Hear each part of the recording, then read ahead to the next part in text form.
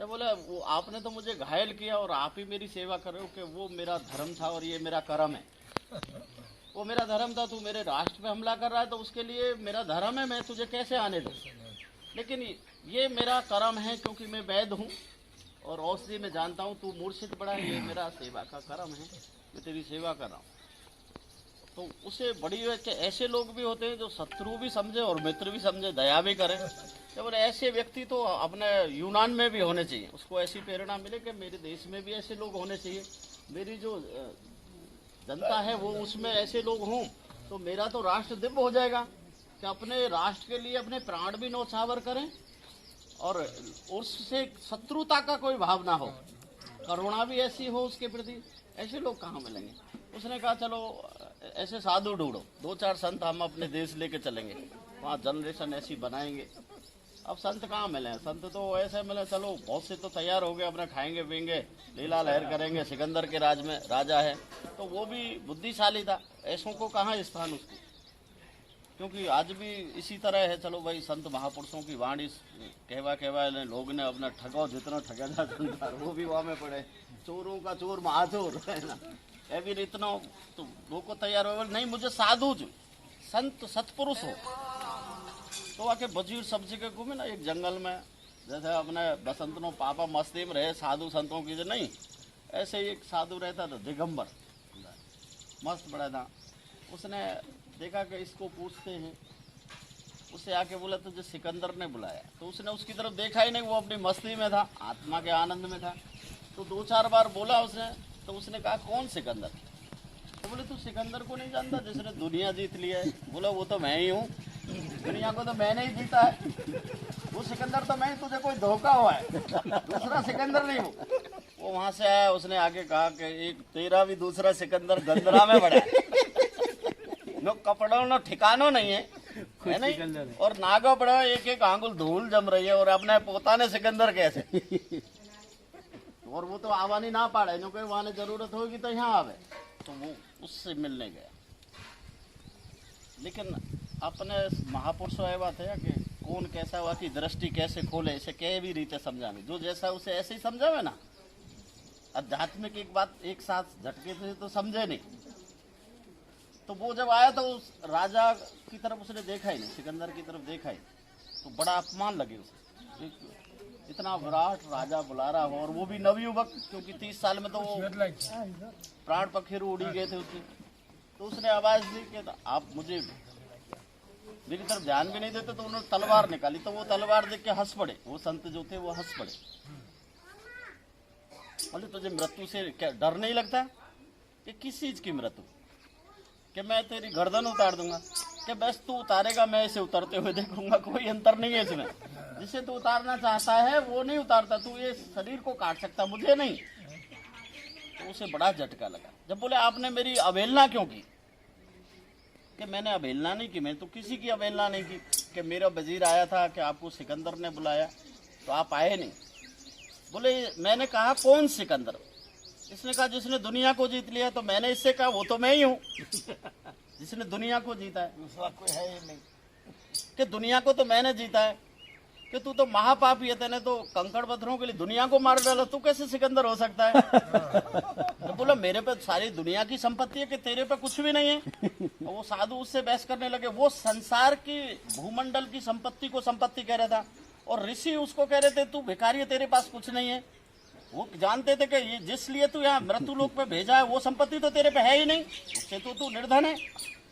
तो वो कह रहा है वो संपत्ति के लिए होड़ करता है, दोनों में बहस होती है। संत कहते हैं कि वो संपत्ति मेरे पे ज्यादा है, तेरे पे कुछ भी नहीं है।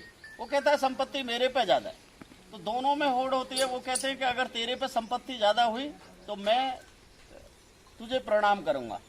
तो उसने ऐसा सोचा, बाल अवस्था थी, कि इसने कुछ खजाना दबा रखा है और बहरूपिया का रूप धारण करके ये यहाँ पड़ा है, इस बहाने से इसके खजाने का भी पता चलेगा।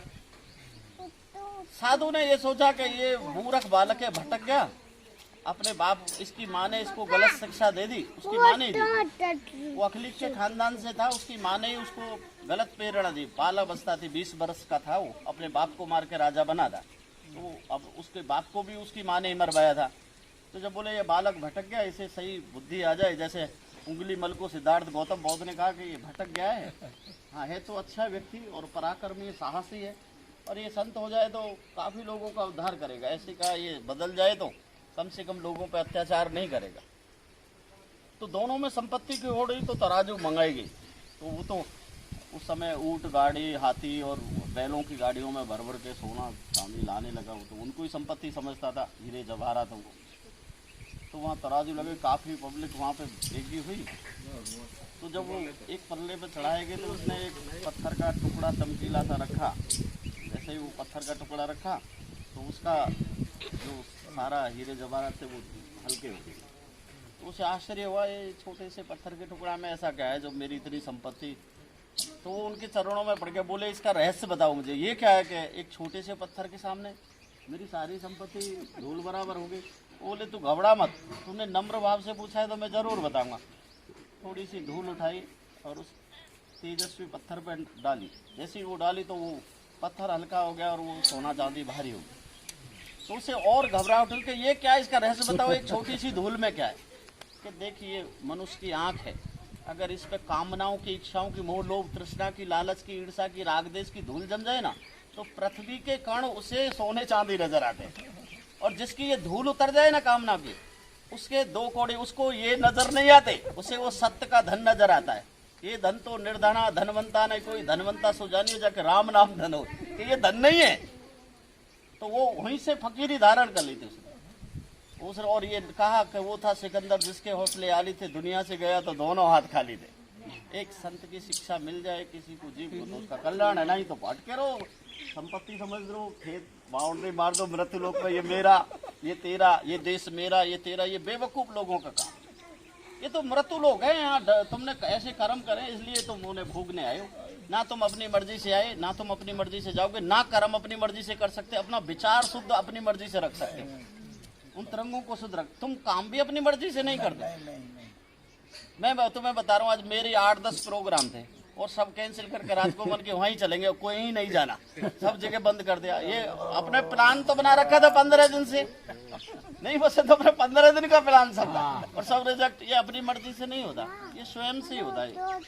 तो इन चीजों को समझने के लिए सत्य के मार्ग पर चलना पड़ता, तभी ये समझ में आता जीवन का मूल। जीवन मूल्यवान है। तीनों लोगों की संपत्ति से ज्यादा दौलत एक श्वास में ईश्वर ने रखी है। ये श्वास शिव स्वरूप है, इसीलिए इसको सोहम का, कि स्वयं में ही मस्त रहने वाला है, उसी को शिव स्वरूप का। चिदानंद रूपम शिवोहम शिवोहम बुद्धोहम शुद्धोहम धम्मोहम, ये स्वयं धर्म से। लेकिन इसकी परीक्षा कब हुई, जैसे अब कोरोना आ गया, एक एक श्वास के लिए लोग मर गए। उससे कहे तू श्वास मत ले, ऑक्सीजन रहने दे, 3 लोगों की संपत्ति तुझे दे रहे हैं। वो कहे ये बाहर में जा, मुझे श्वास चाहिए। नहीं, इसकी कीमत कब होती है, जब इसका समय आता है।